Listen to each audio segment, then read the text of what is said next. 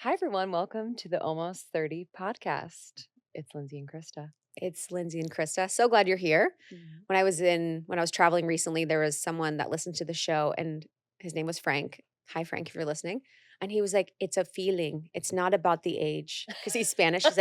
He's like, "It's a feeling. It's not about the age." And I was like, "That's right, honey. It's not about the Wait, age." that's amazing. It was he like knew the whole like shtick. Like, I love our new intro, actually. I do So I'm too. really glad people are vibing with it I and know. memorizing it. I'm glad that our community has gone with us on our journey past 30. Like, Yeah. we really appreciate you. We started before we were 30, about 7 years ago, when podcasting wasn't even that cool. We did this thing because we loved it. We never thought it would be anything. And now we have a community, we have retreats, we have a membership, we do courses and programs, and we have the pod as like our foundation, where we've explored so much in consciousness, spirituality, relationships, and, our friendship. Yeah, it's the best. Our first intro, if anyone is interested, we hired someone to record it. We've never met him before in our Never. life, but like iconic. King. Iconic. Actually, do we know his name? No, but he was on No. Fiverr and he was like, I just remember him being like, and to ask, is it almost 30? It was like, what was the Because it actually didn't make sense. nothing made sense. None of it. We probably wrote it, Of and course. he recorded it beautifully. And he's like, "What happened then? What happened now?" And ask, Oh yeah. "Is it almost 30?" Yeah, dude. And And we were like, "Perfect. we Cut it." honestly, I think it's crazy. So our first theme of our cover art. So we had our first cover art that we launched with in 2016 was a photo of Lindsay and I, and we were like, let's be like our aesthetic for our fits was, let's play on the fact that we're almost 30, but we still feel young. Yeah. So we wore bathing suits with jean shorts, and I wore a fake Supreme hat, A fake Supreme hat and and chains. we wore chains. I mean, It was like a night. Why did it was like kind 90s of hip hop? incorrect. It was so off and odd. And there was like a splat on it. It was like almost 30 with the Yes. splat. A friend with, of ours clip did like a art. little clip art thing, a splat, and then almost 30. And it was just If you're not embarrassed by what you launch with or what you do, you're going too slow. yeah. And you You probably should be won't be embarrassed. successful. Yeah, honestly. And everyone's gonna be like launching with dog shit stuff and be like, why am I not successful? I don't know if we thought it was the best thing, but it was kind of like at that point where like we just need to launch the show. Totally. We're like, we've been recording on our closet floors for 8 months. We need to just like literally do this. So Yeah. let's just put it out there. I mean, I'm sure we thought it was good I think we did think. At I the mean, we time. had to have. for sure. I remember a friend, I'll never forget, my friend Gemma, love her. She's like, listen, she's like, yeah, it's interesting. Like, like her like feedback. Like she was like, oh yeah, We like don't sleep for 3 days upon hearing that it's feedback. interesting. I actually will never forget where I was. I was walking from my apartment to the beach, heard the feedback, but I actually loved what we were doing so much. I really didn't give a fuck. Love it. I'm saying F a lot lately in this show. It's all good. I've said it in every intro. I don't know what my deal is with cussing now. She's single, baby. I'm single and I'm saying fuck. But it was very weird. I'll never forget the moment. I did not care. And I care what people think. Yeah, So, yeah. but it was weird. I was like, I don't really care. Totally. Not that I don't care about her opinion, but And that's like that early day, like, energy. because there was like definitely a time where like we would get reviews. We get like literally 100 good reviews and one Oh, like yeah. so review, and we're like, Uh-huh. ugh. But Totally. that early energy is like what you need. Yes. I think too, when you're early on, you kind of are looking more. There's the subconscious part of you that probably wants to stay small. So you look more for the feedback. You're like, am I doing, is this right? Like, Yep. is this good? And so I remember looking at every review before, and now it's like you just don't look. Yeah, I haven't looked. Like if you're someone that's creating, you just can't be Mm-mm. in reviews. You can't be in that type of feedback. There's that like advice: don't create for your audience. Yes. And it's kind of hard not to. You know what I mean? Like I Totally. feel like it's very specific I for totally agree. depending on what you're creating. Because I agree with that. And also, what do you guys want to talk about? You know what Yeah, I mean? honestly, totally. It's like you want to have a conversation, obviously, because we're so community focused and our community is so important. But there is that where it can take you over and you can be creating then for other people. And it's like then you're creating for someone in your DMs and like not yourself. Yeah. It's like, I'm like, I want to listen to you talk about this. And you're like, okay. And you're doing a full episode for one person. rather than creating what the original intent was, which was for people and mostly for yourself. Yeah. I think that's the thing that I think women miss a lot with business or creativity or creating, that women are so relational, women are so other focused, women are so selfless and giving that they always are like, I want to help women, I want to do this thing, I want to support people, which is obviously a powerful place to be, but then you're doing everything for everyone else and you're not actually doing it for yourself. Yeah. And it has to be self-driven first to keep momentum, to keep clarity, to keep Mhm. like you as like an important part of the creative process. Like you have Yes. to enjoy and love what you do. Yes, completely. Preach. And you deserve to. Mhm. Take that to the bank. That's the musings I have. So me and Lindsay were talking before. I started watching Love is Blind. When I go in on shows, I won't watch TV for months and then I'll go in And and yeah. spend every moment watching a show. Isn't it fun though to have like seasons I and was getting seasons ready for and this and I was seasons? watching it, watching the reunion. Yeah. It's very interesting though. I wish Love is Blind would provide them with therapeutic support coming I mean, out of the every every reality show. show. Honestly, they all need therapy. But I'm like, they could really, it would just be so, because you see the couples, you see them doing things where you're like, "Oh, Yeah. you're self-sabotaging, you are fearful, Yeah. your patterns are," you can kinda see it when you know, because it's so easy to see everyone else's stuff and not your own Of stuff, course. obviously, so that's what the whole show is about, but I'm like, "Man, they could really use help," because it is important for you to feel physically attracted to your person or partner or the person that you love, and, like, I don't think love is blind personally. Yep. I feel like Completely.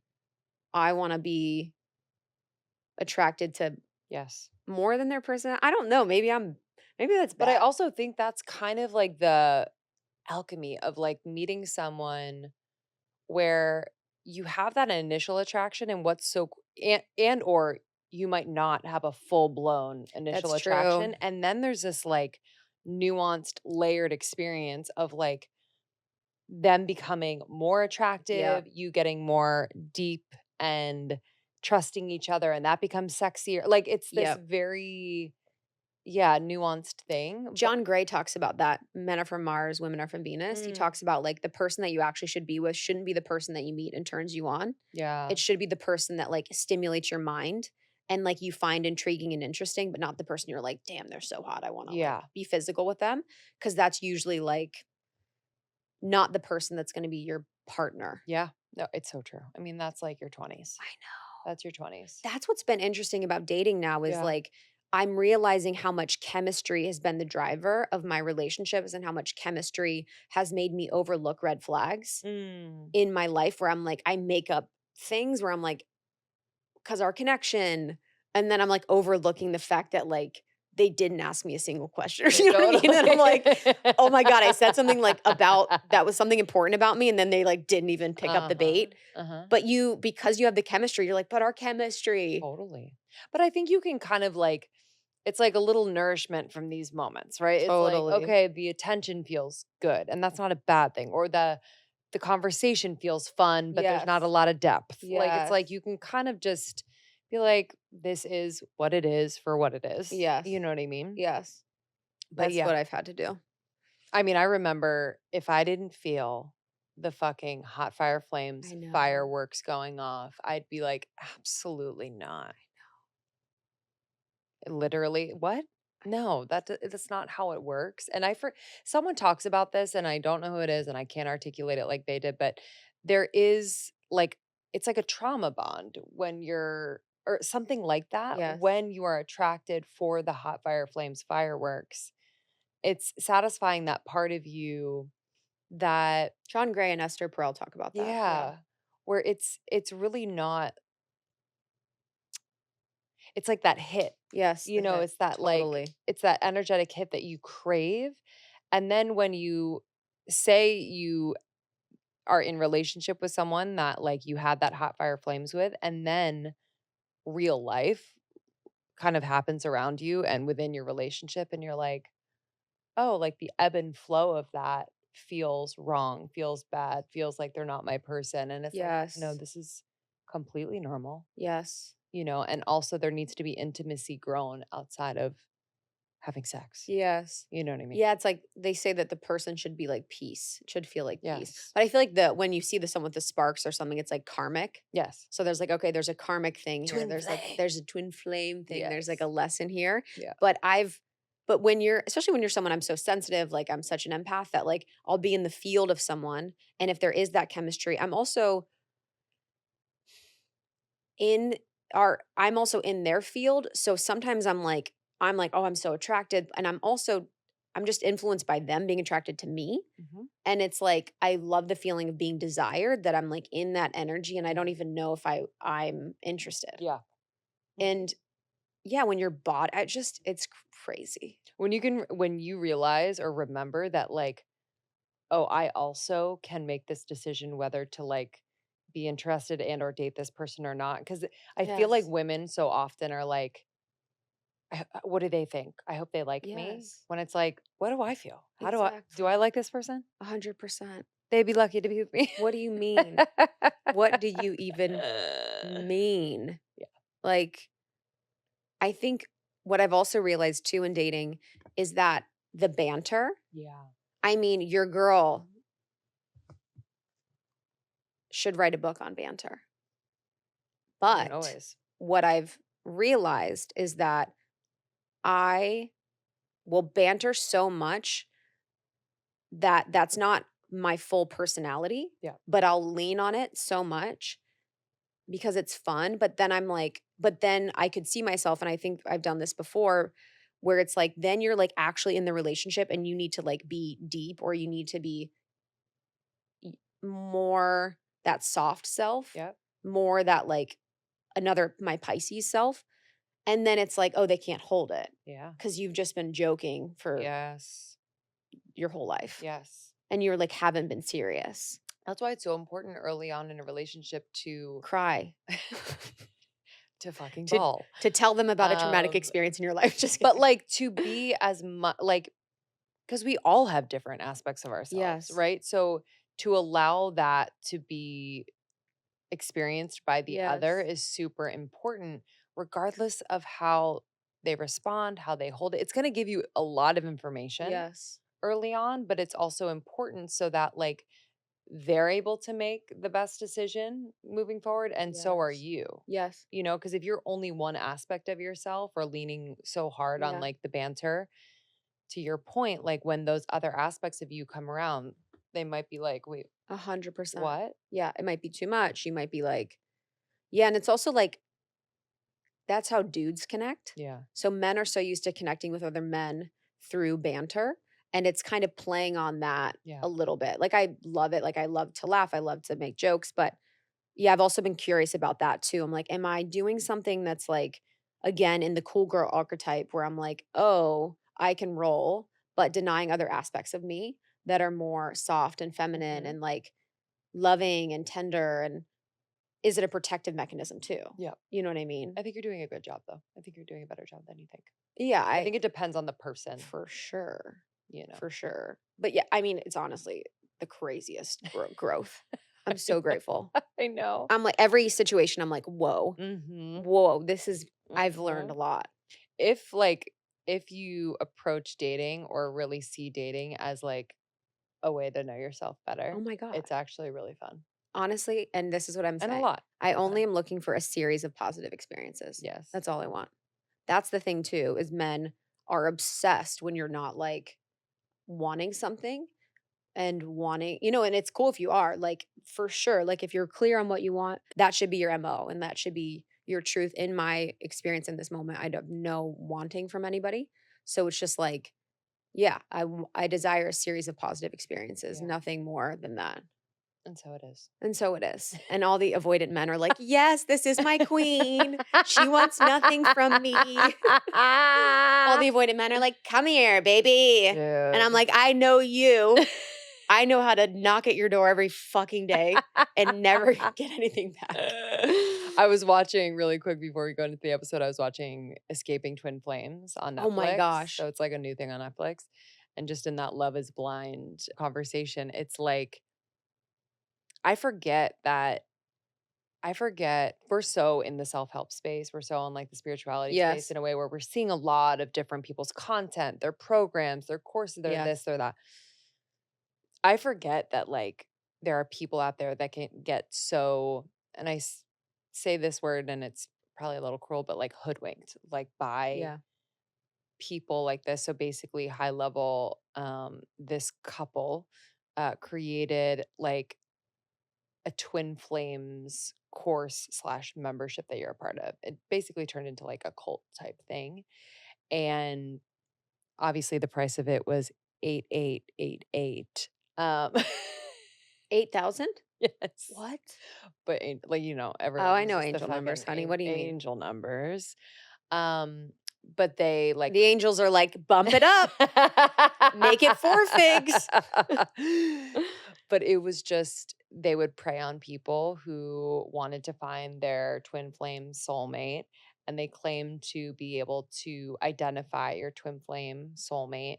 They would coach you one-on-one on how to like get them and obtain them. And basically they would coach them in a way that these people would almost like err on the side of like stalking them. Like some people had like restraining orders put against them, but their whole thing was like, but they're your twin flame, like hell or high water. Like, doesn't matter if they have a wife, kids, it doesn't matter. Like, this is your twin flame union. So it's just so, I think it speaks to like people's just desire to like be in that relationship where they feel so connected, so loved. I think there's that, but then there's also just this like distortion around relationship where it's like one feeling like you only have one twin flame and like that sense of like urgency and like zeroed in focus is so fucking wild and unhealthy. But this whole couple, I mean, they're so creepy and um, I just forget, like, people are I preying can't on wait to people, watch. Oh, honey, what do you mean? This but, is my like, I whole thing. forget that people exist like that, Oh, and I think especially about it too much. in these spaces that should be for good, you know? It's really Because where sad. the brightest light is, the Yeah, darkest dark is, yeah. but yeah, man, could go on about I that. know, I know. Okay, let's tune into this freaking episode with our girl, Jill Winterstein of Spirit Daughter. She's the homie. I'm so grateful for her. I love dropping in with her. We're one of her pods of choice. Yeah, Our she's the girl gets asked best. to go on a lot of pods and doesn't. And she came over and we got to hang for a lot of time before, a lot of time after. She's a mom. She is the creator of Spirit Daughter. She has courses and programs. She is an astrology expert and guru. She's also supporting people in their spiritual path and journey through her workbooks and through the new things that she's doing at spiritdaughter.com. And in this episode, we talked a lot about a review of 2023. So, kind of looking at 2023 now, retrospectively, from an astrological lens and perspective, kind of looking at what's happening in the world and the dates that were really important. We look at 2024, some of the interesting things that are happening in 2024 from an astrology perspective. And then we talked about astrology and relationships. So this is great that we were talking about dating before. We talked about specific things to look for in their chart or your chart Mhm. to see who you should call in or to see what kind of match you have. And the aspects of the chart weren't really ones that I've ever looked at before. It was kind of looking at your Venus, looking at other things that were super interesting. So I thought it was a really good and new perspective on dating and astrology that I haven't really talked about. Remind me Jill's sign. Our girl Is she is a a Leo? Leo. Our Yeah, girl's a she's a Leo. Leo. All of her like family are Leos. Yeah, they're Really? all like, yeah, she's like big Leo vibes. I adore her. I know, I I love just her. there's like a relaxed nature to I her agree. that I just really appreciate. Yeah, With someone as like big as she yeah. is, I don't know. I She's just love her. she's such a hard worker, dude. I People like that, I'm like, what's up with Mhm. your output? It's crazy. What's up with you being focused on one thing and working hard at it? Literally, I'm like, what's up with the clarity of your niche? Uh-huh, uh-huh. Like, preach. Okay, so share this episode with friends, especially your ones that love astrology. This is such a good one. Thank you, Jill. We love you so much. It's Spirit Daughter on Instagram, spiritdaughter.com. You can find everything from her there. And if you want to listen to more of her on Almost 30, you can search Spirit Daughter Almost 30. We have tons of other astrology episodes on super deep astrology things, super light astrology things. So you can Mhm. search astrology almost 30 and you can also find it almost30.com. Almost 30 podcast on TikTok and Instagram. And then Morning Microdose is our Mhm. second show. that comes out 5 days a week. That is like the TikTok of Almost 30. It's like inspiring quotes, moments from the show that you can dig into to start your day. Awesome. We love you guys. Thank you so much for listening. Go to almost30.com. We have a membership that we would love for you to check out. And if you want to dive into topics like astrology, like human design, and other modalities, we have intimate workshops in the membership. It's Mhm. lots of fun. All right. We'll see you on the other side. We'll see you guys soon. Bye-bye. Bye. With the disruption of revenue streams from algorithm updates and product changes, like if you're a creator, you know what I'm talking about.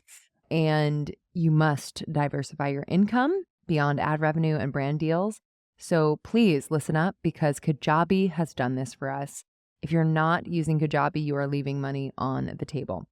If you don't know Kajabi, Kajabi is the ultimate all-in-one platform that helps creators and entrepreneurs build successful online businesses by unlocking predictable, recurring revenue. So we have done this here at Almost 30, where our normal revenue would come from ads or social partnerships.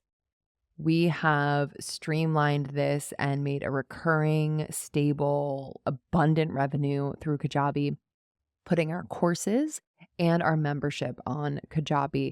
And it's just such an easy platform to use. It has a lot of customization capability, and our community really loves it too. So Kajabi provides a one-stop shop to turn your skills, passions, and experiences into enriching online courses, exclusive membership sites, thriving communities, personalized coaching, subscription podcasts even, and so much more.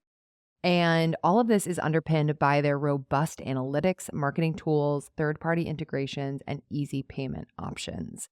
So this is like a full-fledged support system for you to make a recurring revenue doing what you love. So creators and entrepreneurs value full ownership and control over their brand, right? And with Kajabi, you have 100% autonomy with free customizable templates that you can make your own, even if you're not tech savvy. And you can keep what you earn. It's huge. It's huge.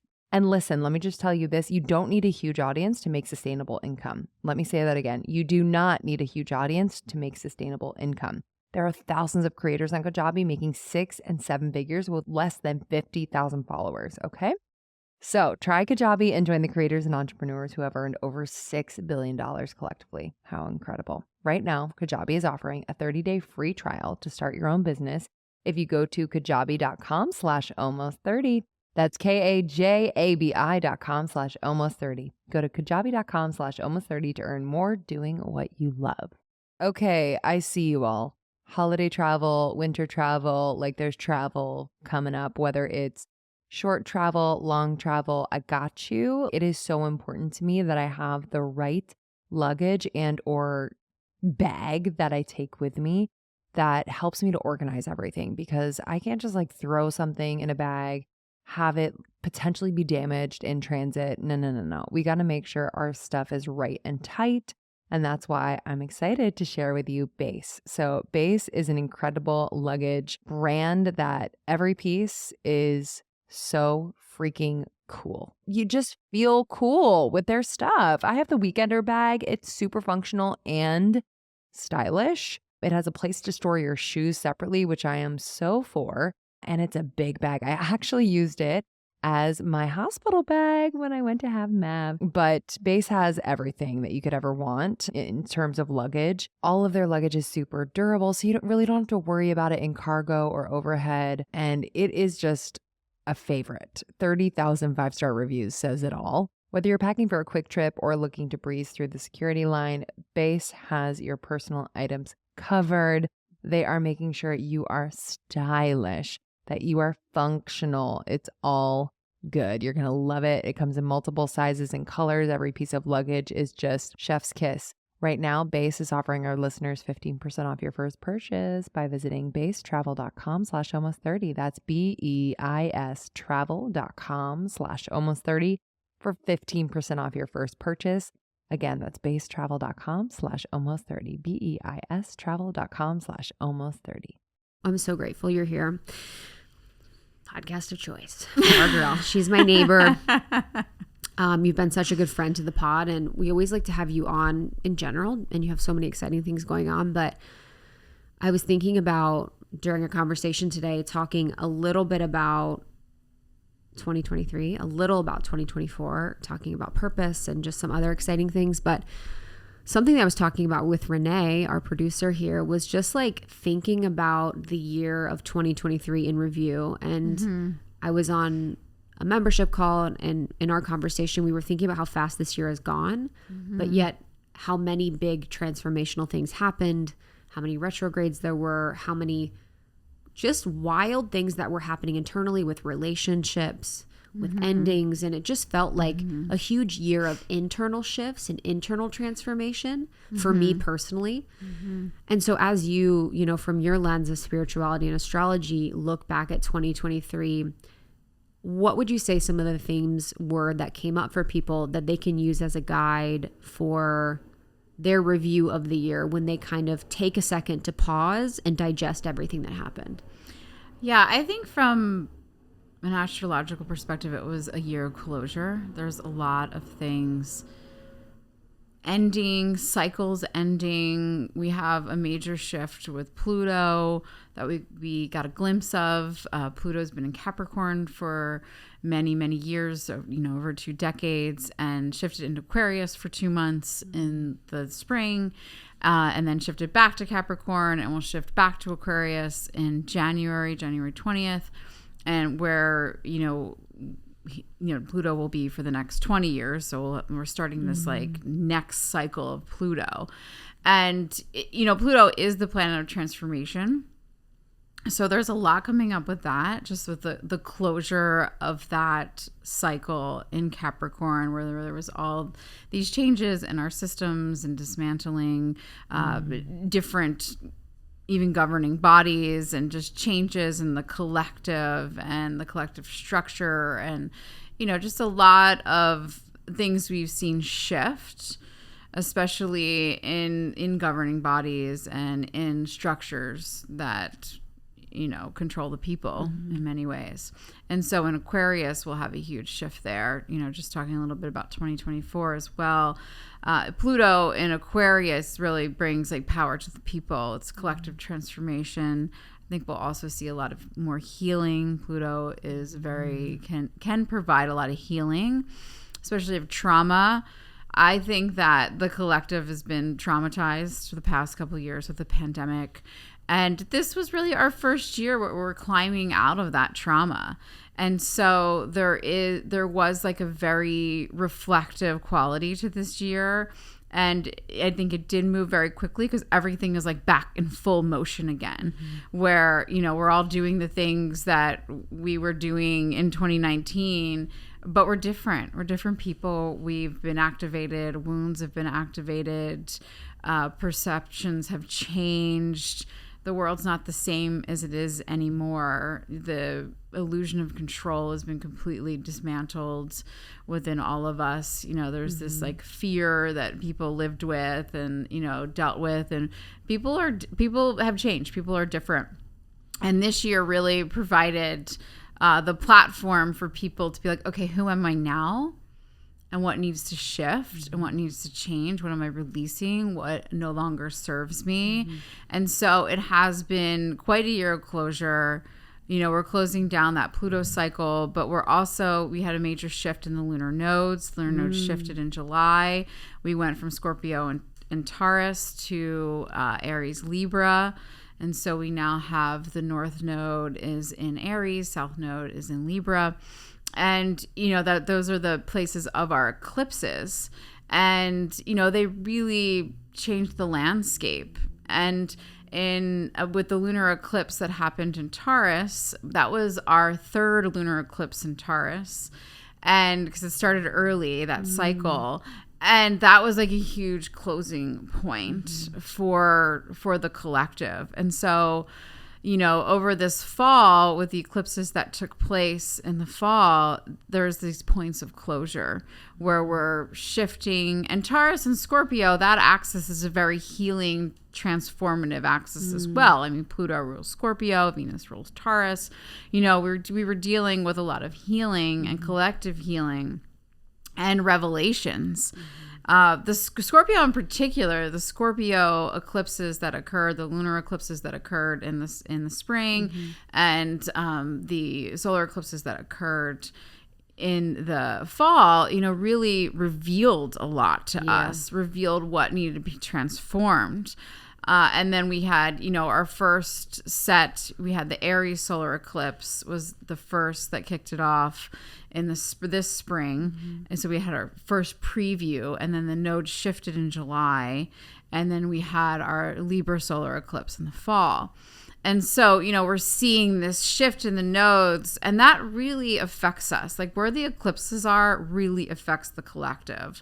And so now we're out of this healing, and we're into what I look at when I see like the Libra Aries axis. It's very much like, okay, I'm done people pleasing. What do I need? Where do I need to prioritize myself? So these eclipses are bringing all of that up and saying, okay, like, where do I need to place my focus? Where am I swallowing my truth? Where do I need to speak up? And so that shift is going to bring up a bunch of closure, because anytime you start looking at like, okay, how am I people pleasing? Why am I saying yes to this? Like, what is this pattern within me where I want everybody to like me?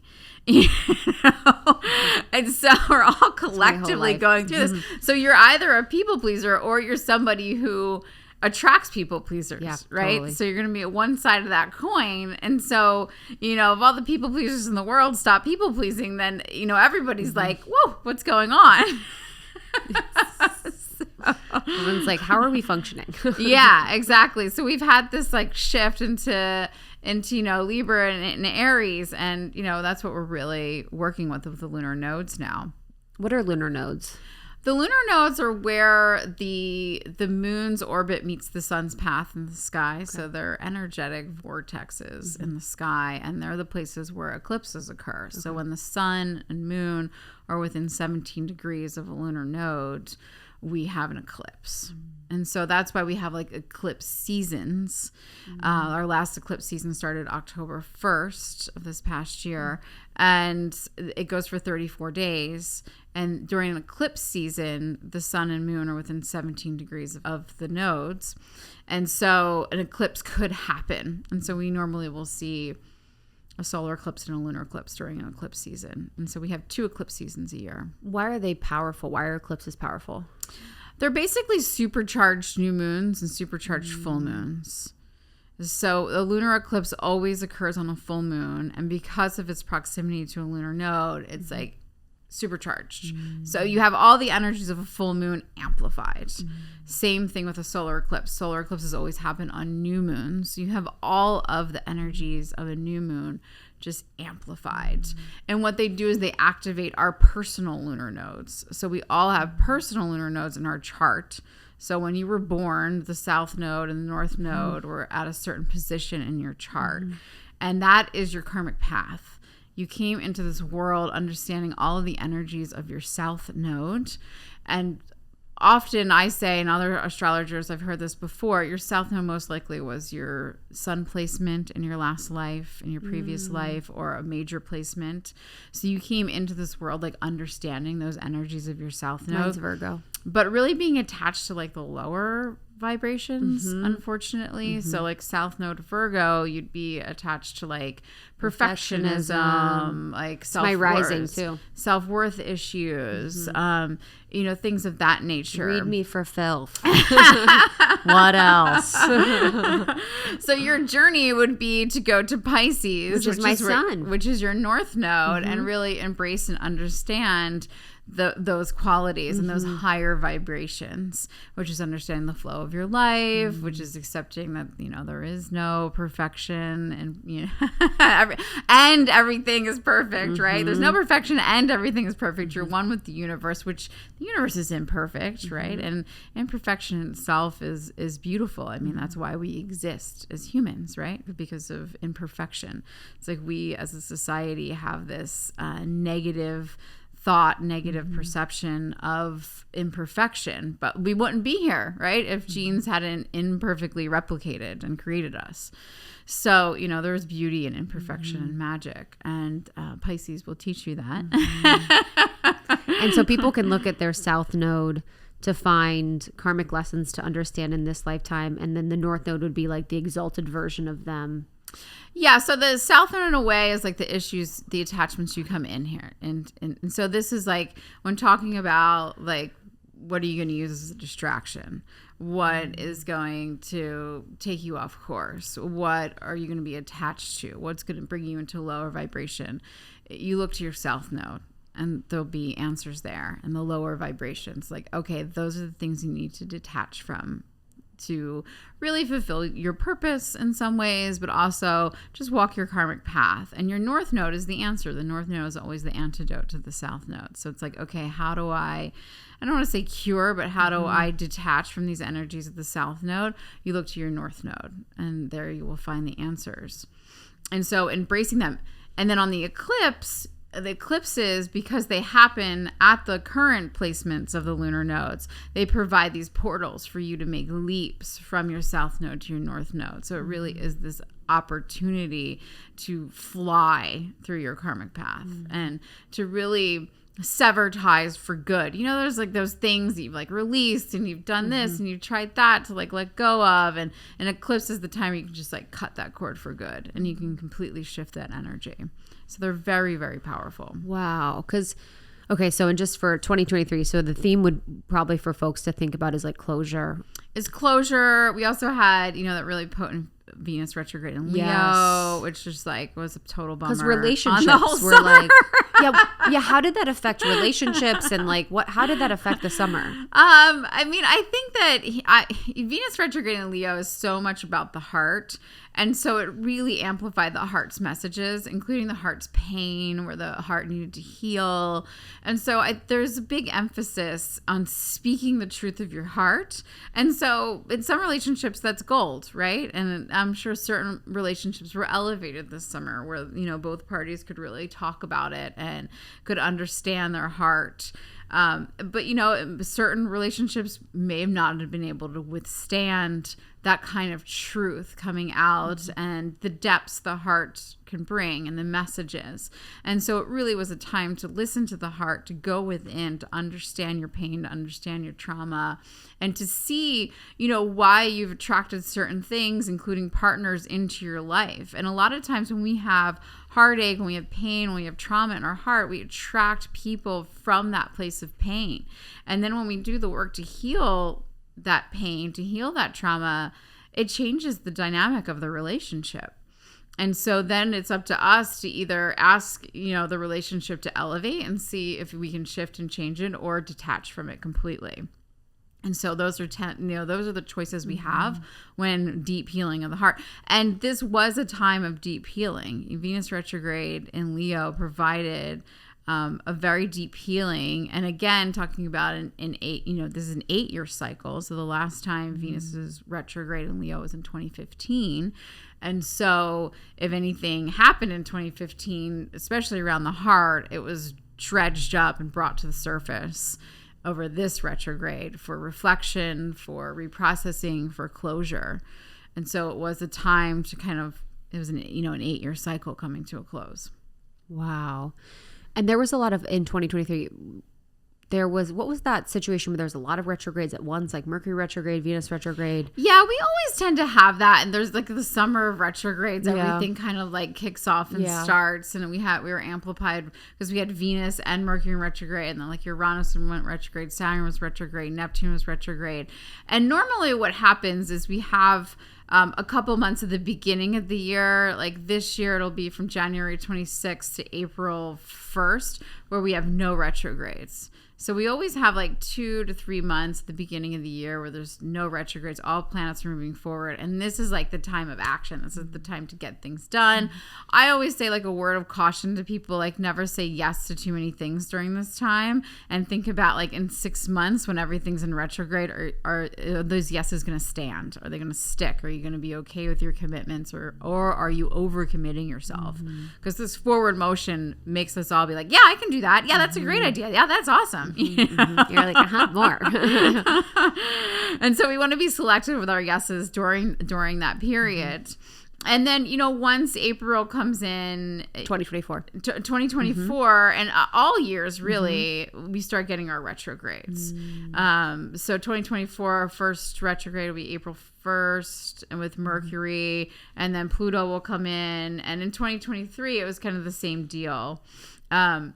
In April, all the retrogrades start. Pluto's usually the first. Mercury will peak in and out there. And then, Saturn will go, Neptune will go. And then by the time we get to the middle of the summer, everybody's like, everything's retrograde. You're like, it happens every year. Jupiter was a little late to the scene. Jupiter has been like edging his retrograde a little further and further down the timeline. Jupiter gestation retrograde. So, but yeah, in September when we're recording this, it's happening. And in 2023, how would you say the astrology affected relationships? Because I felt like, for me, I saw a lot of shifts in relationships, and I think our audience did too. Yeah, well, like I said, it's going to be that, the lunar node shift where we're done people pleasing. And of course, that's going to show up in relationships.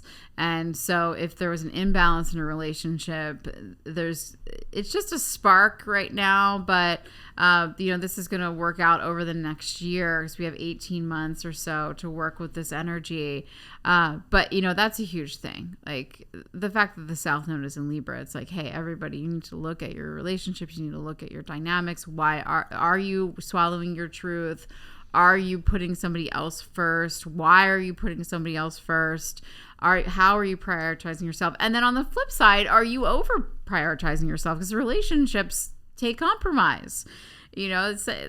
Somebody is a give and take. And, in a relationship, we really need to understand the higher vibrations, the lower vibrations of each person, how we can lift each other up.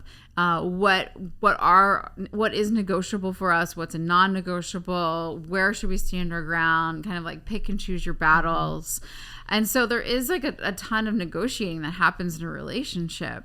And with the South Node in Libra, we're going to really feel that. And because the North Node in Aries is like self, what do I need? Like what? Scary. But some people really need that, and they're going to see that shift. And other people are going to go, oh my gosh, like, where can I compromise? I want to be in a relationship. And they're like, what can I accept? Like, nothing's perfect. Talk about imperfections. There's no perfect relationship. And so the more work you do to accept the imperfections in yourself, you can accept them in other people. And so what imperfections can you accept in others? Like, what are you okay with? Because it's never going to be perfect. No relationship is perfect. None of them. But are both parties willing to come to the table and do the work? So, there's that theme, and then the Venus retrograde theme, for sure. That's huge. That's huge for relationships. Yeah. So, we're dealing with that in 2023, just like reflecting. A lot of both of those themes are about speaking your truth. So where have you not spoken your truth? Where do you need to speak your truth more? Where did you speak your truth and it broke the relationship? And now how do you feel about that? Because sometimes we make these changes, we speak our truth and we break the relationship. And then, we're like, oh my gosh. And then there's like a regret. And how can you embrace that? Because you never want to be in a relationship that's not working for you, that's lowering your vibration or stagnating you or any of those things. Keeping you from your growth and keeping you from your growth. Yeah, it's like I always say, when it's like when a relationship prevents you from being the person you want to be, on a regular basis and consistently. I shared on my Instagram story the other day that I am obsessed with MasterClass. I was taking a class from Mariah Carey, basically on the instrument that is your voice. And it was just so fascinating. And the fact that I could learn from Mariah Carey, are you joking me? In this winter season, I am really excited to start a class with Apollonia Polen. And she is a master bread maker. It has been in her family for decades and generations. And oh my God, y'all, I'm blown away, first of all, just by how these classes are produced. They are the best quality, which for me, like, makes a difference when I'm learning. Like, it just feels so supportive. It feels professional. But not only that, she has taken me through this step-by-step process to bake breads like sourdough and cornbread, wheat bread. It is so cool because I've been wanting to like learn how to make bread for a little bit. And what I also really love about this class, she is teaching me how to really fine tune my five senses and how that applies to baking the best bread possible. It is fascinating. They do such a good job. And I mean, there's over 180 classes on MasterClass. You are going to have the best time. And I'm in a season where I'm like, I want to learn. Like, I want to be a student again. I know this is going to make a super meaningful gift this season for you or anyone else on your list because both of you can learn from the best to become your best, from leadership to effective communication to cooking. Whether you're watching MasterClass on TV, listening in audio mode, or in the app, or on their site, the quality, it speaks for itself. It's honestly unbelievable. It's like MasterClass instructors are your own personal mentors too. I always tell people, like, find a mentor or a coach. Like, it is so important to have that. And MasterClass provides that with over 180 classes. It's incredible. They will truly help you reach your next level. Let's be honest, like, how much would it cost to take a one-on-one class from the world's best? Easily hundreds to thousands of dollars, honestly, even more. And with a MasterClass annual membership, it's $10 a month. That is insane. I cannot tell you how much you're getting for $10 a month. It is so incredible. Memberships start at $120 a year for unlimited access to one-on-one classes with all 180 plus MasterClass instructors. You could learn how to negotiate a raise with Chris Voss or manage your relationship with Esther Perel. I love Esther. So I use this. I love this. It's the best. And I know you are going to love it too. So try it. There are over 180 classes to pick from, like I said, with new classes added every single freaking month. This holiday season, give one annual membership and get one free at masterclass.com/almost30. Right now, you can get 2 memberships for the price of one at masterclass.com/almost30. Masterclass.com/almost30. Offer terms apply. Okay, listen up. If you want to know the secret to stress management, I would like to share with you a very simple way: daily meditation and or daily breath work. I know you might be saying, oh, like, I don't have time, like, or I'm not good at meditating, or it never works for me. But I'm not sure if you've supported yourself with something like the Open app. Y'all, Open has an incredible method waiting for you in their beautiful app that has honestly helped me not only with my stress management, but I love their movement classes. Their sleep support is amazing. I do some of their meditations before bed, and honestly, I've never slept better. But if you're like me, like, you've tried all the things for stress management, and honestly, it always comes back to me consistently meditating and doing breath work. It took me years to figure this out, but now I'm passing it on to you because Krista and I are absolutely obsessed with Open. The Open method is simple and it works. It combines breathwork, meditation, and fitness, and they have an incredible community of people doing it together, all committed to personal growth. You really do not feel alone.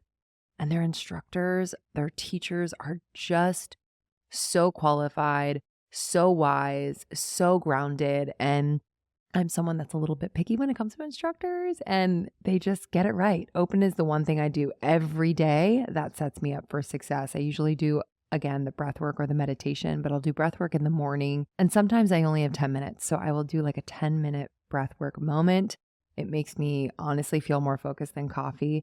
And if I have time, I'll pop on one of their fitness classes.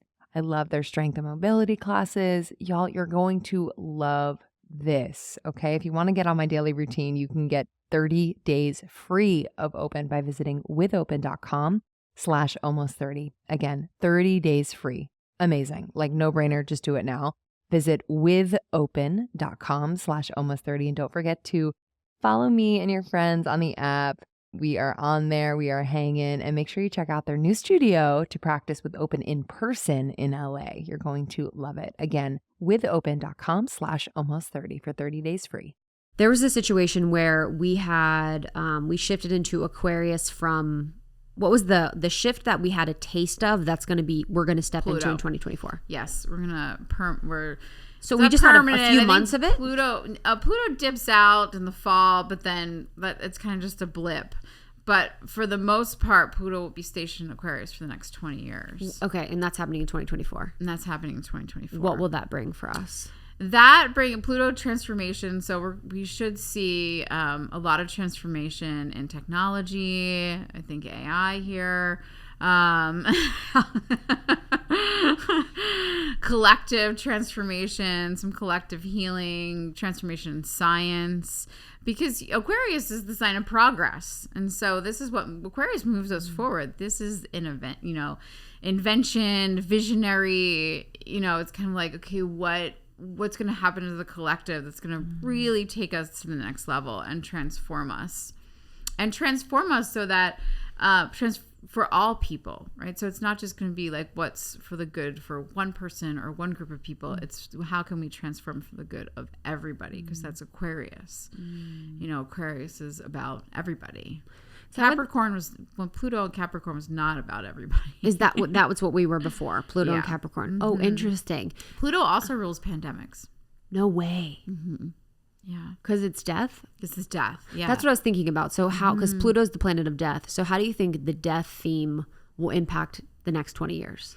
Well, I don't think it's necessarily... Not even death from the bad way. I don't think... Yeah. It's more like death, rebirth. It's that's why Pluto is the planet of transformation, because it rules the whole cycle. So it rules death, rebirth, birth, death again, rebirth, like everything.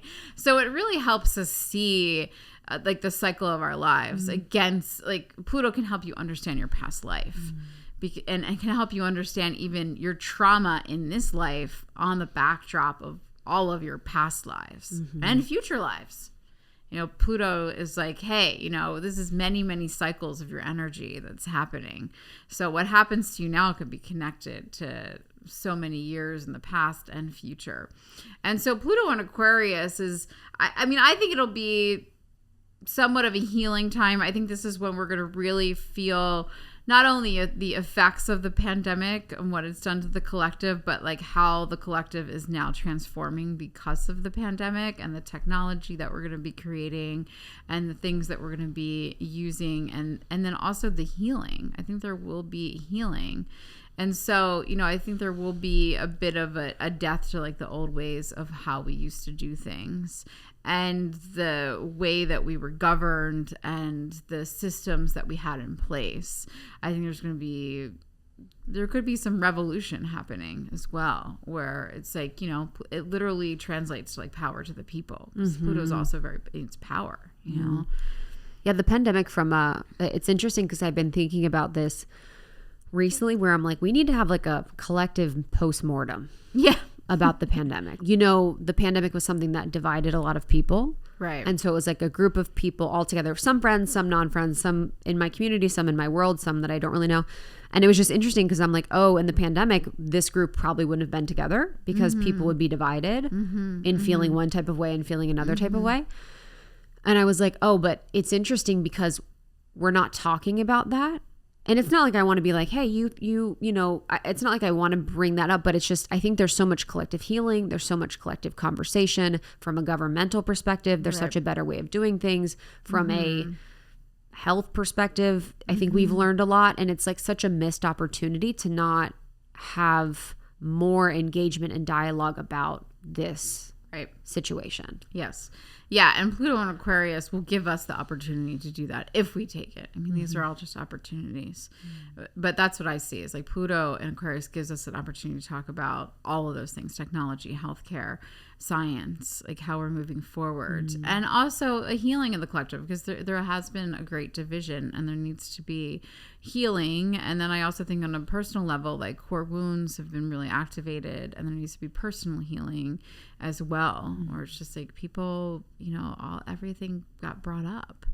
And I don't think I don't think people have recovered. Mm-hmm. Oh yeah. I mean, most of the people I know are they're still struggling with aftermath, and there's no businesses. It's like we need a collective support relationships. 100%. I mean, think about it. It's like, just insane. Like, there was death. There was relationships that people lost. There was jobs people lost. There was money people lost. There was like a lot of loss. A lot of awakening too. People really awakening to injustice, to certain types of systems, to certain types of ways of being. And I think it was insane. I just remember too, even the feeling that I had of being so addicted to my phone in such a wild way, because everything was happening on the phone. Right.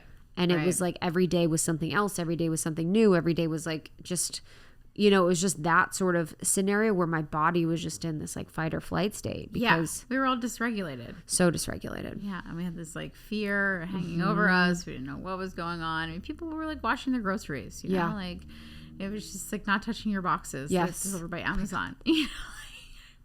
I remember it was wild. Got water bottles. There was like so much. I remember texting my friends one day. It was like 5 of us on a thread. I was like, you guys, power's going to be out. I was like, it's going to be ready. Power's going to be out for 5 days. Like, we're not going to have internet. Like, because it was just, you heard insane things. So you're like, okay. Right. Because this was something that never had happened before in our life. So at that point, I'm like, oh, then other insane things are going to happen. You just kind of open the door of insanity. But yeah, it's interesting because I think 2023 for people, I think felt, it was kind of like a true recognition of everything we had gone through and almost like a relaxing, almost like, okay, we can finally feel a little back to normal. Yeah.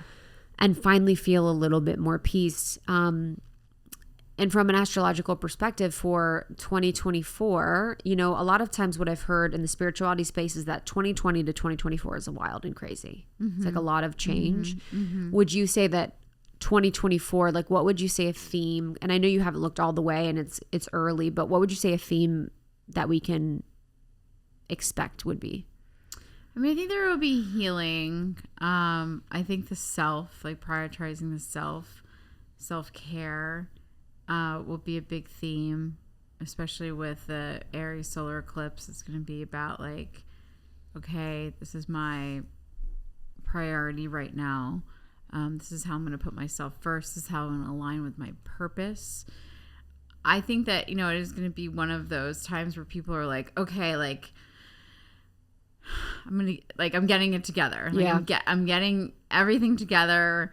All of those insights that I had, because that's the other thing about the pandemic. People spent a lot of time alone and they did a lot of work on themselves. Yeah, they did. And I feel like 2024 is that year where they're like, okay, all those insights, all that work, I have a plan. I feel my purpose. I feel aligned. I feel motivated. I'm not taken away by fear anymore. I'm not distracted. I'm going to show up for the collective and I'm going to align with my purpose and I'm going to be who I'm meant to be in this world. I think it's going to be a year people get their shit together. I'm ready. What is that time frame of that Aries thing? Should I mark it on my calendar? What is that time frame? Or just the whole year? I think the whole year. Yes. I mean, I think the whole year is going to be that. And I think it really is going to be about the self. But I think with the Pluto and Aquarius, it is that, okay, I'm going to do what's good for me, knowing that when I do what's good for me, it's good for the collective.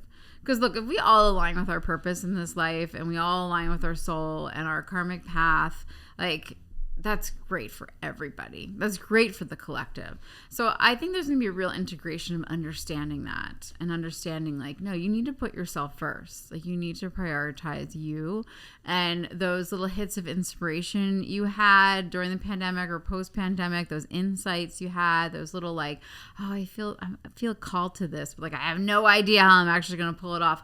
I think all that's going to like come together and people are going to be motivated. They're going to be motivated to step into their power and align with their soul's path. Yeah, that's my deep hope. Yeah. It's for themselves and for the collective. Yes. And it is interesting because when you think about, you're like, oh, it's focused on the self. I think as like a cultural and societal programming, immediately I'm like, oh my God, you know, you think self, you're like selfish, like how could people be more focused on themselves? But really, you know, even when we're codependent, or even when we're overgiving a lot of times, or even when we're doing a lot of the things, it's actually focused on the self, because you're in fear, because you're in lack, because you're looking for safety, because you're looking for validation, because you're looking for security. And so a lot of the things that we do in pursuit or belief that they're for other people can oftentimes be self-motivated. And it's really beautiful to think about like people actually being focused on their own like self-love, their own self-care, their own self-awareness. And I think for me in the past year, it's been, a year of the self, in the sense that I am in more service to others in a true, authentic way to give from a cup that's overfloweth than previously, when it was like I was doing it for my own validation or my own whatever. Right. Yeah. That's the thing. It's like when we put our soul's purpose first, we fulfill ourselves, and then we also contribute to the greater collective, and everybody wins. Yeah. Right. And that's how we like raise the vibration of the planet. Yep. That's how you really do it. Totally. And that does mean like healing, and that does mean doing work on yourself. And that does mean, figuring out like what is distracting you and what is taking you off track, and figuring out how you focus and all of that. You have to really learn about yourself. Yeah. I think that's one of the biggest aspects of success, is finding out what you're good at, kind of leaning on that, like doubling down on that, really going with the things that almost you overlook as your gifts. You know, for me, being someone that is curious, is always interested in other people's stories, is like a great listener, a great conversationalist. Like I never saw that as like a gift or a talent, because I just lived in it and I was it. But then it's like the thing that I would overlook and kind of overcompensate in other areas of my life. And so leaning in on just the natural gifts that people have, I think is powerful. And then the eclipse. So the eclipse that we're talking about is happening in the beginning of 2024. That's like one of the biggest things in the beginning of the year. April 8th. Okay. So, a couple months in. Yeah. That will be a total solar eclipse. It will be you will be able to see it in North America. It'll be like in 2017 when everybody... I was in New Mexico at the time, I remember. Yeah, I like ran to Idaho. Really? Yes, we were like outside in New Mexico in the desert, me and my friend, and it was like, it was cool. Yeah, it's really cool. Yeah, it should be pretty amazing. It will span... You'll be able to see it in parts of Mexico, Texas, like Austin will be a great place to view it. It'll span up through Arkansas, Indiana, parts of Ohio, like I think like Cleveland, Buffalo. So it'll go, top of New York, Maine, like Newfoundland. It'll create an arc. And that's when the moon completely covers the sun, or the sun. What is that? What's happening? A solar eclipse happens on the new moon. Okay. So the sun and moon will be at the same degree of Aries, and the moon will be in between the Earth and the sun. So it blacks out. For how long? Out the sun. I don't know how long this one is. I'd have to look. I know it happens around 11 a.m. Pacific time. I'll have all the dates in the Aries workbook and all the times and all that. And that fun stuff. What can people do to maximize? They'll obviously get the workbook, but what else can they do to maximize the energy of that eclipse? Well, it is a new moon, so we're writing intentions. We're figuring out what we're releasing, meditating while it's in totality. Like holding some kind of circle. I'm thinking about doing something on a larger scale. I have to really figure that out, but that's on my to-do list. I'd love to do like a sort of massive new moon circle, solar eclipse circle. Let me know if you want to not help. Yeah, I love. I'm in. It would have to be. I was thinking like Austin, because we'll be able to see it in LA, but like at 50% or something. That would be amazing. So you want to look, and I'll be giving like tons of info on where to find it. Need your little glasses, your little eclipse glasses. That's your next business venture. That's my next business. Literally, eclipse glasses. Spirit daughter eclipse glasses. Yeah, that's amazing. But it'll be really impactful, because anytime we can these eclipses happen through every year. But when we can see them, it's like the collective is just like, and, of course we've had other eclipses that, have been able to be seen around the world, but this one's a total solar eclipse. So it'll be completely blacked out. It's like, what is going on? Wow. It is nighttime during the day. So, it should be pretty eventful. And it is in Aries, so we are talking about purpose, soul's path here. It's going to be that kickoff to, okay, like, what is your soul's purpose? What is your path? How are we going to put that first? What are your intentions? New beginnings. You're going to be, just a couple weeks out from the equinox, the spring equinox. And it's like, okay, what are we doing here? So, Wow. yeah. Okay, one thing I'm really excited about this holiday season is doing my makeup. I haven't worn makeup postpartum basically at all, maybe like 1 or 2 days. And I'm just so excited to do a little glam moment. And I just got a bunch of new makeup from Thrive Cosmetics. This is my go-to makeup brand. They're certified 100% vegan and cruelty-free. They're made with clean, skin-loving ingredients, which I love. And they're high performance. They actually work, these formulas. I literally get comments and compliments about my mascara all the freaking time. And so I want to talk about that in a moment. It's the Liquid Lash Extension Mascara from Thrive Cosmetics. But I did want to just say that this brand is so incredible. What makes it unique is that for every product purchased, Thrive Cosmetics donates products and funds to help communities thrive. So there's a give back component you can feel really good about. Okay, so now to the mascara. So this is viral. Okay, this is a viral mascara, and I have to say there is no smudging or flaking, which I have experienced with so many other mascaras, and it just creates this beautiful long lash. No clumping, no nothing. I am obsessed with it.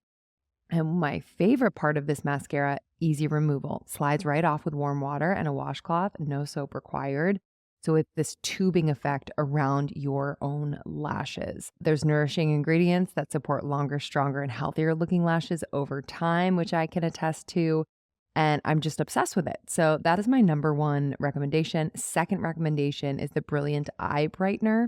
So this is meant to brighten around your eyes. So I will do it like right on the lash line, and I'll do it on the top and the bottom actually. And then I'll do a little mascara over top. I'll do a little shadow. Y'all, this just opens up your eyes, and it's also used for an eyeshadow for like that perfect daytime glow, or you can use the metallic shades for an easy smoky eye. So it's amazing. It's a foolproof formula. They make it extremely easy to apply and blend. All of the 16 shades are just so good. Okay, and my third recommendation is their semi-permanent smoothing lipstick. Normally, I'm not a lipstick gal. I just feel like, can I wear a lipstick? But I am wearing a lipstick this holiday season. What I love about these semi-permanent smoothing lipsticks is that they are nourishing to your lips. A lot of time with lipsticks, I get really dry lips, but these are creamy, they're satiny, they're just so good, and they don't fade for up to 8 hours. No bleeding, drying, or settling into the fine lines in your lips or around your lips. It's infused with moisturizing ingredients with like botanical oils and vitamin E. So it's super, super comfortable on your lips. There's 12 shades. You're going to love it. So I want you to check out Thrive Cosmetics. This is luxury beauty that gives back. And right now, there's an exclusive discount for you, our listener. 20% off your first order at thrivecosmetics.com/almost30. Let me spell it out for you. It's Thrive, CAUSEMETICS.com/almost30 for 20% off your first order. So when we think about purpose, this was something we were chatting about before, and something you said piqued my interest. And I think so much of our community, if next year is about us really stepping into our purpose, serving ourselves to serve the world, you mentioned that there's aspects of the natal chart that we can look at to help with people's purpose. And I know so many people that are listening have access to their chart and are already, pretty savvy, but I'd love to know, like, what aspects of the chart can we look to for understanding our soul's purpose? Yeah, well, we already talked about the nodes, so you want to look at your nodes Perfect. for sure, your lunar nodes. And that just kind of like shows you your path, like what you need to detach from, what you need to embrace. You're obviously going to look at your sun sign. Your sun sign is going to give you your core essence. Like these are the energies you came into the world that really hold you together. Also, your sun sign in a lot of ways is like your mission in life. You're here to really unravel and figure those energies out and understand them. Like we don't always just come into this world knowing our sun sign is kind of like a prescription. Like, okay, this is in this lifetime, like you are working with these core energies and you need to, because they hold you together. They are your sun, right? They're everything. So we're looking at that. I always look at people's Saturn when I'm looking at a chart for purpose, because Saturn, responsibilities, commitments. So where your Saturn is placed, The house? and the house, and then also the sign, but where the house, your houses are areas of your life. So that's going to tell you, okay, where are my commitments showing up? What am I most likely to commit to? Like my Saturn's in my 11th house. So like obviously I'm committing to community and the collective. Wow. Right? Because 11th house is community, right? It's ruled by Aquarius normally. So, you know, you're looking at where your Saturn is, that house. Mine's in the 4th. Your 4th. Oh, wow. So that's like home. Capricorn in the 4th. Capricorn in the 4th. Interesting. Dude, you do this every time. What is it? Well, no, I just think it's interesting that Capricorn rules your 4th house. Capricorn is, you know, is very much like work focused, career focused. But the 4th house is like the buried house, right? That's the lowest house in what's your rising? Your rising is Virgo. Your rising's Virgo. Okay. Yeah. Yeah, so you're like buried there. And so you're like, it's interesting that you are a personality, because normally like if you're Capricorn is in your 4th house, like you're going to work, but behind the scenes. Oh, interesting. So you must have something. What's in your 10th house? 10th house is another place to look, because your 10th house is your career, and then your MC is right there on the 10th house cusp. That's what a lot of people usually look at for like your career and your purpose. People intermingle career and purpose. I don't always do that, Totally. right? Because sometimes our purpose has nothing to do with our career and vice versa. So, let's see what you got going on here. Guys, this is why I do this. This is why you have me here. Yes, right? exactly. For literally. Yeah, let me see if we have any aspects here. So to find purpose, look at the Saturn, look at your north node, look at your south Gemini. node, your sun. Yeah, you got Midhaven and Gemini.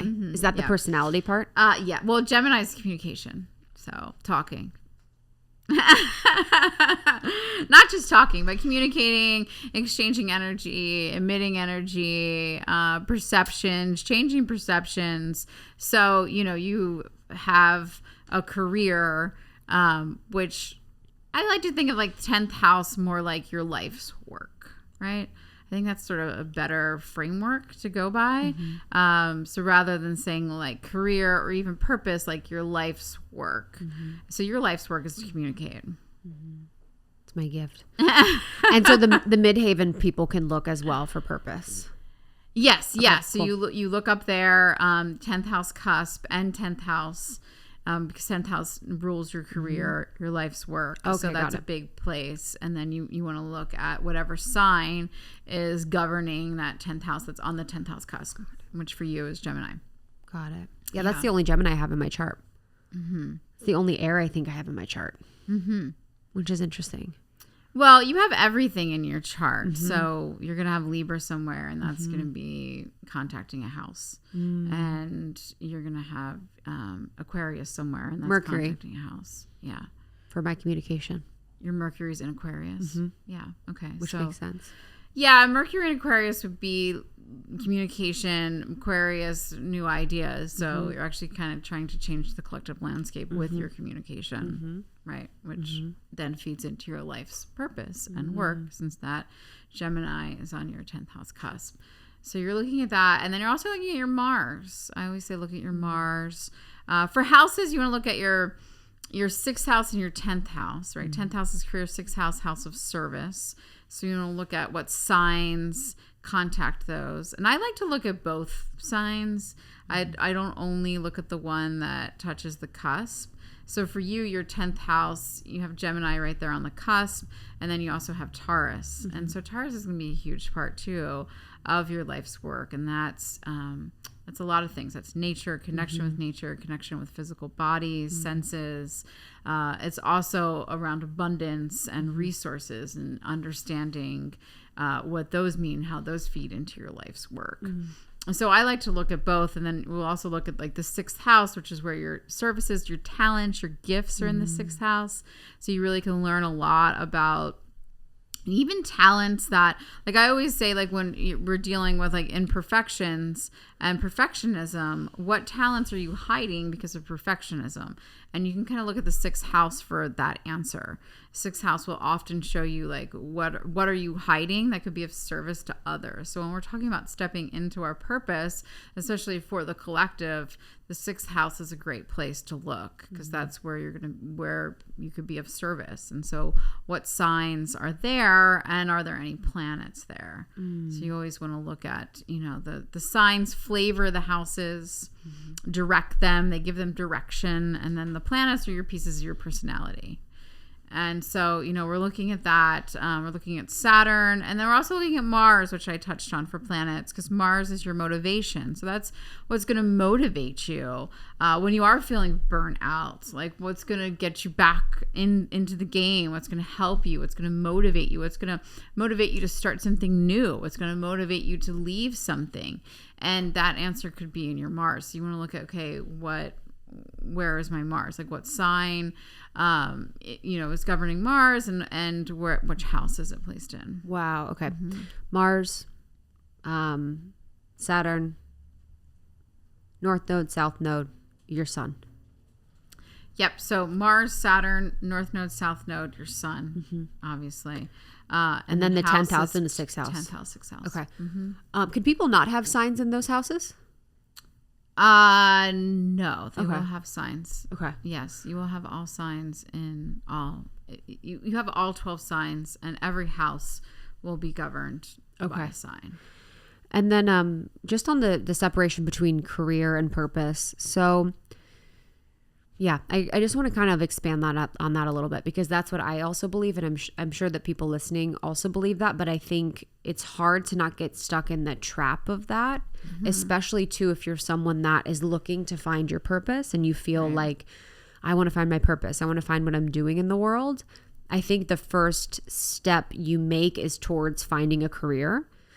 So I guess let's explore that a little bit. Like, how could people support themselves in seeing the aspects of their astrology for their purpose outside of career first?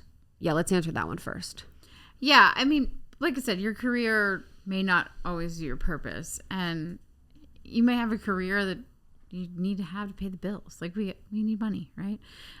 We have to live. And so, you may have a career that works for certain aspects of your life, but may not feel like your purpose. And so, ideally, what you do every day, it feeds into your purpose and makes you feel fulfilled, but you can do multiple things, right? And you don't have to just work and then go home and your day is done. So you want to first recognize that you have time to find your purpose, and that you can do little things each day that like align with your purpose and help you figure it out. Right. And so the first step is like, you need to figure out what your purpose is. And so you can like make a list of what you're good at, make a list of what you love, make a list of things you loved as a child, right? When you were 8 years old, what did you love to do? What did you lose yourself in? And that's another key, is like when we look at like, what do I do that I forget time? Like, what do I do that I forget to eat lunch? Right. That's probably a clue to your purpose. You can even do exercises like, when in life were you your happiest? Like, not even just what makes you happy, but like, when were you your happiest? So there's like things you can do that help you, give you clues. It's kind of like you're investigating your own mind and energy. And what are you attracted to? Like, what is your energy called to do? Like, what fulfills you and what gives you energy. Your purpose will give you energy. It's not going to drain you. 100%. Do you feel like there are some signs that have to be doing career work as their purpose, and some signs that can get away with doing work that just pays the bills? I don't think it's a sign specific thing. I think everybody wants to find a purpose. I think everybody wants to find their purpose. I just think some people are better at compartmentalizing than others. And so I was not. Yeah. I was unwell. And some people have more energy than others. So some people have the energy to go work 8 hours a day, and then they come home and they like paint, because that's their purpose, kind of thing. So it just, it depends on your personality, really. But I don't think it's sign specific. I think your sun sign is always going to kind of like show up in whatever you're doing. Even like Capricorns, like Capricorns will work, and they might have the energy to go and like work on another project that's like maybe feels aligned with their purpose. But I think at the end of the day, everybody wants to find their purpose, and they will find it. But sometimes our purpose isn't necessarily a career. Like a purpose could be starting a charity, or it could be like raising a child could be your purpose, which is never going to pay you. Honestly. I'll never forget one time my mom was like, these kids never say thank you. He's like, my dad was like, that's part of the role. Right. He's like, you just do it and they never say thanks.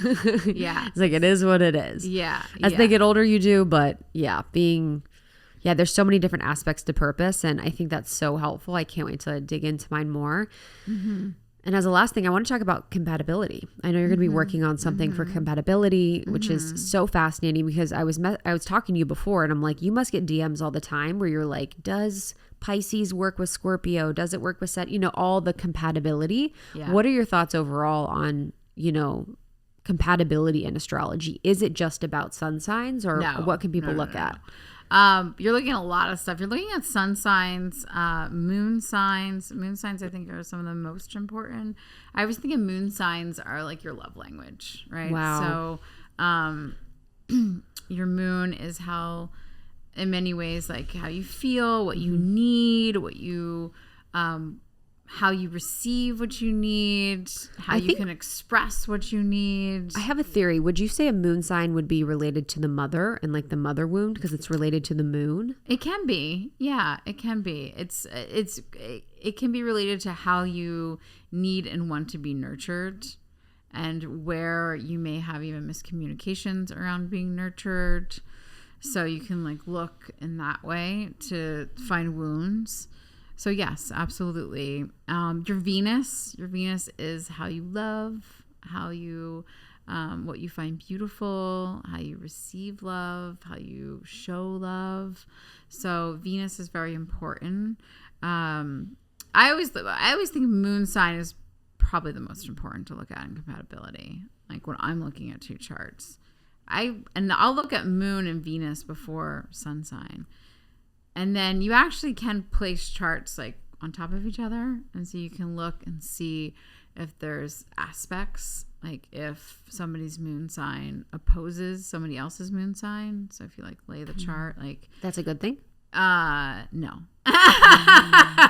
It should be similar or kind of like different aspects? I mean, it would be great. Like there's different aspects. Like conjunctions are good. So if they're like in the same house, or in the same sign, or if they're 60 degrees apart, which is a sextile, or if they're trining, so like 120 degrees apart. Do you and your husband have compatibility there? Yes. So I'm a moon in Scorpio, and my husband is a moon in Virgo. And so our moons are about 60 degrees apart, which is the sextile, which is a harmonious aspect, versus a square or an opposition, which would not be as harmonious. So this is my crush. I'm not saying who they are. Krista's Venus is in blank's 12th house. Okay. Where is blank's Venus? Blank's Venus is, my Venus is in Taurus. I lost the person. That's okay. You have all of Anyway, all of my yeah. crushes on my list. Yeah. Anyway, if they're you need to 12th house would be good. His Venus is in Libra in the 6th. In the 6th, yeah. So they would be opposing. So your Venuses are in opposing houses. We're not, but that's okay. There's no like doomsday. There's no like this is never gonna work. Mm-hmm. It's just you want this awareness because then you know where to do the work. You know to be like, okay, like we have Venuses in opposing houses. So what does that mean? It's just a tool. You always have to look for the opportunities for growth. Some relationships are going to be like magnets and they're going to get along really well. And other ones it's going to be like, okay, this is a growth point. This person's going to help me grow. They're going to be my mirror. You know, when you talk about like soulmates or like twin flames or anything like that, it doesn't mean that everybody's getting along like super well. It means that that's the match for your energy this lifetime. And that might mean a lot of growth. That might be mirroring. That might be seeing yourself reflected in another person and not liking it and realizing where you need to change. And then that person supports you in changing. You know, so there's a lot that goes in there. So I never say, like, people are always like, is this sign compatible with this sign? And the answer is yes. Like, all signs are compatible with all signs. All moon signs are compatible. Like, it's just important to know, okay, this is opposing. This is working together. This is not working together. You know, this is the highs. This is the lows. This is the information we have. These are the cards we're dealt in this relationship. I'll have to tell him. This is it. This is it. We had a good run. We got to wrap it up. Your Venus is in the 6th house and my Venus is in the 12th house. Yeah, I was like, so it's just never going to. It's never going to work. I was like, I got to tell you, I got to break it to you today. Oh my God. This has been so much fun. I'm so grateful. We did 2023 in review, 2024, some exciting moments, talking about purpose and how to find it in our natal chart, and then talking about compatibility. I feel like people are going to have so much to work from. What are you excited about creating in 2024? I think in 2024, we'll do some more courses. I've been really focused on the courses. They're amazing. Yeah, they've been really well received by the community, and just really keep refining them and getting them dialed in so that we have one kicking off, you know, every new moon. And so the whole cycle's complete because you know, we did Aries last year and Taurus, but like I skipped Gemini. And so, you know, just kind of getting them smoothed out so that it is, you know, a continual 12-month loop for people to join into if they want. Yeah. And then maybe some other stuff that'll help with. Maybe some other stuff. We'll see. Maybe some other stuff. We'll see what happens. All right, guys. SpiritDaughter.com. Spirit Daughter. She's got the crystal. She's got courses, programs. She's got her beautiful Instagram, and you have your monthly books, which are incredible. Yeah. I'm so grateful. So grateful you came. Thanks. You're the best. Okay, guys. Love you. Bye. Thank you so much, Jill. We appreciate you. We love you. Thanks for giving us amazing content every day and coming on Almost 30 once again. She's been at camp a few times, camp, which is our free online virtual event that we do for our membership. So thank you so much to Jill. We love you. Love you so much. Thank you for following us at Almost 30 Podcast on Instagram and on TikTok. And make sure to subscribe to both Almost 30 and Morning Microdose. We have a show that you can listen to 5 days a week. Little doses every single morning. All right. We'll see you on the next one. We love you. We'll see you guys soon. Bye. Later.